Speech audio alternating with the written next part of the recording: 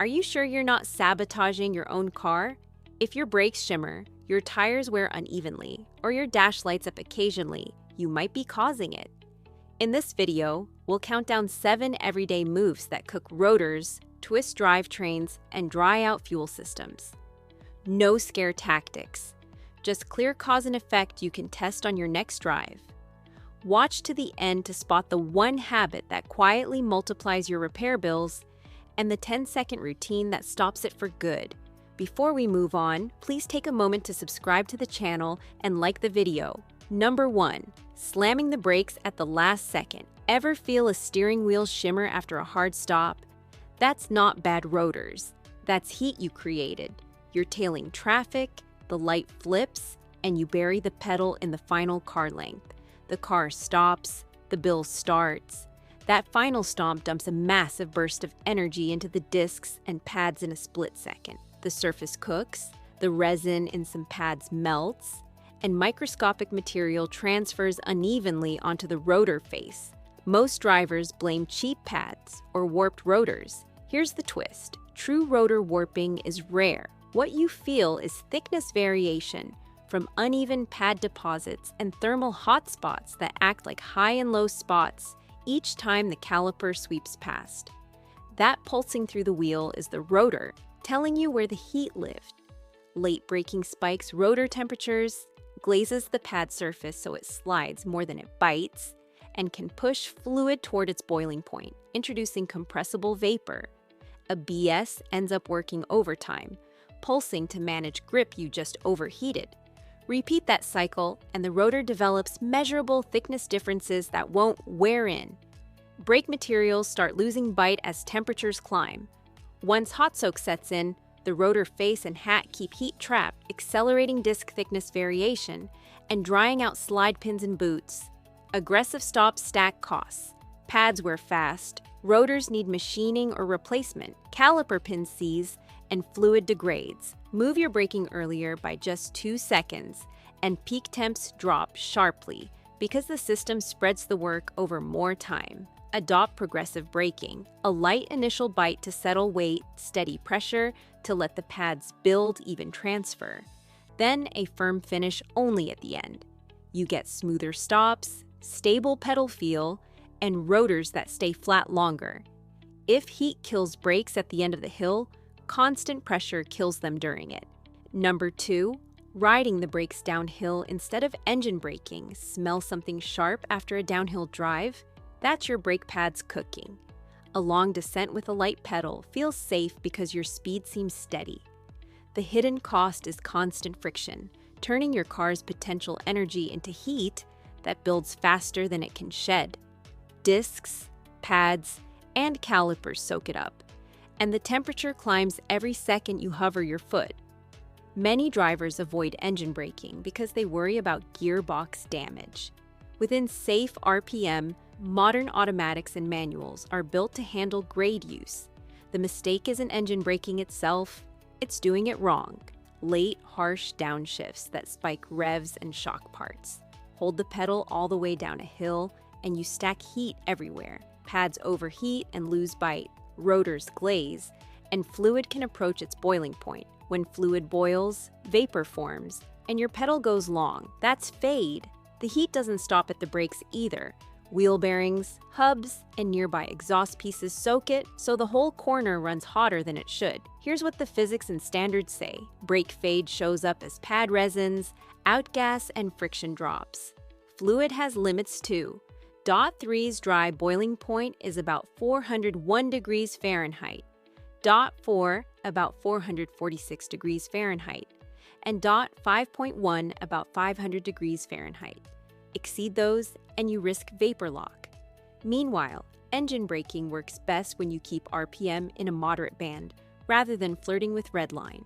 Number 3, shifting from reverse to drive. Before fully stopping, hear a thud when you flick from reverse to drive. That's not normal. You do a quick 3-point turn, the car is still easing backward, and you knock the lever into D. It jumps forward, feels quick, and you're on your way. The shortcut isn't free. Inside the transmission, parts that were rotating one way are forced to reverse in an instant. That shock shows up later as harsh shifts, delayed engagement, and heat. The myth says the transmission stops the car. It doesn't. Your brakes are built to stop the wheels. The gearbox just selects a ratio. When you skip the full stop, you ask internal parts to act like brakes and a clutch at the same time. And they weren't designed for that job. Here's what takes the hit.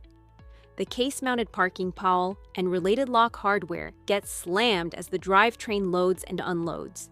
Rubber and hydraulic mounts flex hard, passing shock back into the case.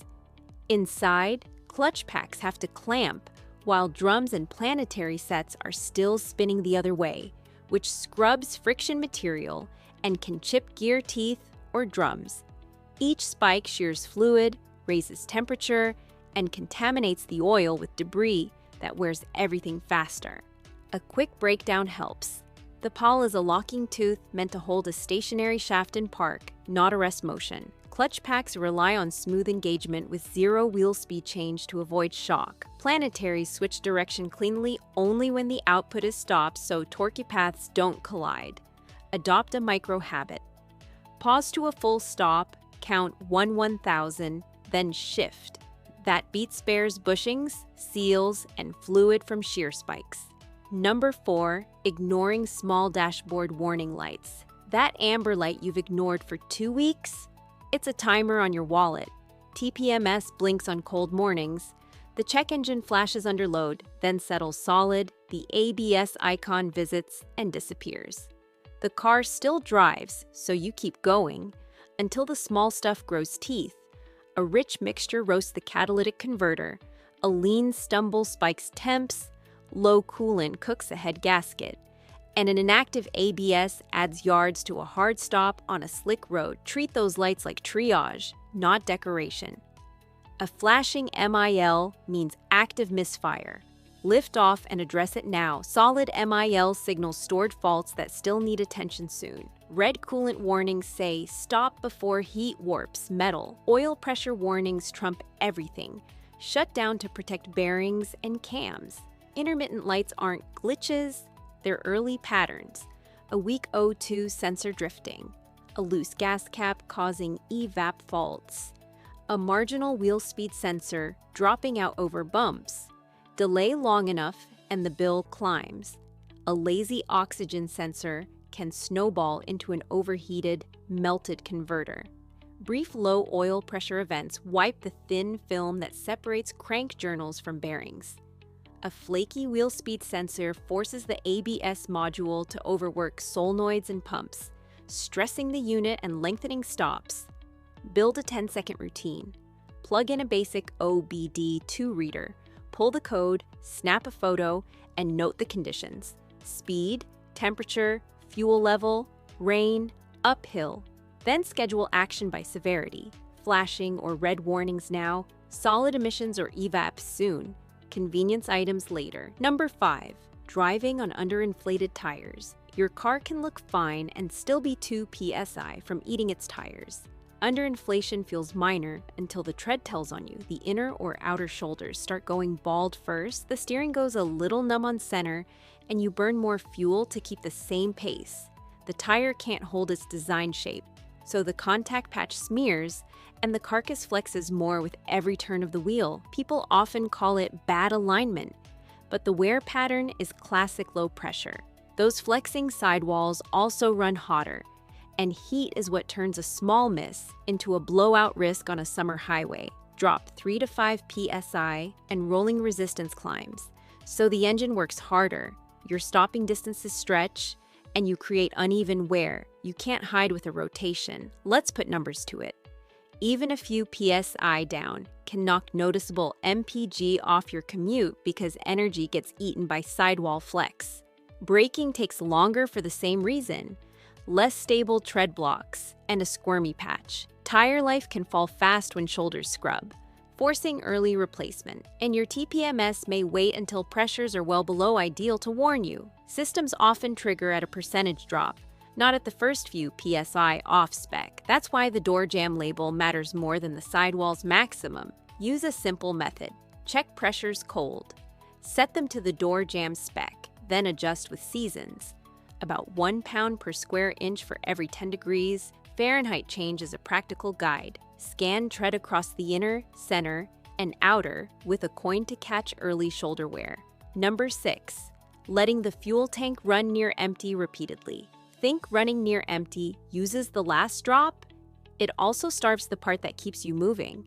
Run low often, and the in-tank pump loses its coolant and lubricant. The fuel itself. With less liquid around it, the motor runs hotter and works harder to keep pressure. That heat builds because the fuel can't carry it away. Keep doing it, and you shorten the life of the brushes, bearings, and electronics inside the module. Low levels bring a second hit. The pump inlet starts to sip air and fuel together, which invites cavitation.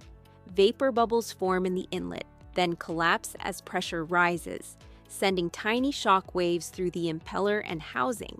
Over time, those hits pit surfaces, reduce flow, and make the pump noisier under load. There's more happening in the tank. Sediment that settles harmlessly at the bottom gets stirred and pulled into the strainer when the level is low. A clogged strainer starves the rail, causing rough starts, stumble on hills, and misfires. Some debris sneaks past and sticks in injector tips, distorting the spray and washing cylinders with excess fuel. The costs add up fast.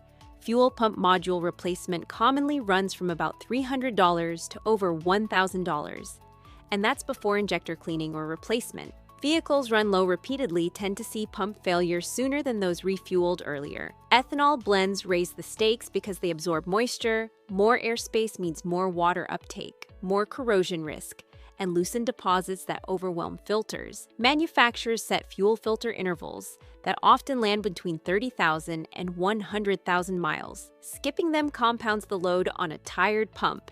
Number 7. Revving the engine hard when it's still cold. That loud cold start rev sounds strong. Inside, clearances aren't ready yet. Overnight, oil thickens and drains down. Tolerances shrink as metal contracts. And the ECU enriches the mixture to keep the engine lit. You crack the throttle to warm it up, but the engine is on its least protective setting. Thick oil moves slowly, so bearings, cam lobes, and piston skirts see less film where they need it most. The myth says redlined, safe anytime. It isn't when oil hasn't reached operating viscosity. Until it thins, many parts operate under boundary lubrication. Thin films with metal rubbing through the surface asperities. Spin it hard now and you ramp contact stress at the crank bearings, scuff cylinder walls, and whip a dry-ish turbo shaft. If your car is boosted, warm-up comes in stages. Cold enrichment adds extra fuel and a raised idle. Coolant heats up faster than oil, so the dash gauge can look normal while oil lags far behind. Revving during this window shears the weak film and can cause cylinder wash, where excess fuel strips oil off the walls and dilutes what's left in the sump. Scored surfaces don't heal, they just get louder and leakier over time.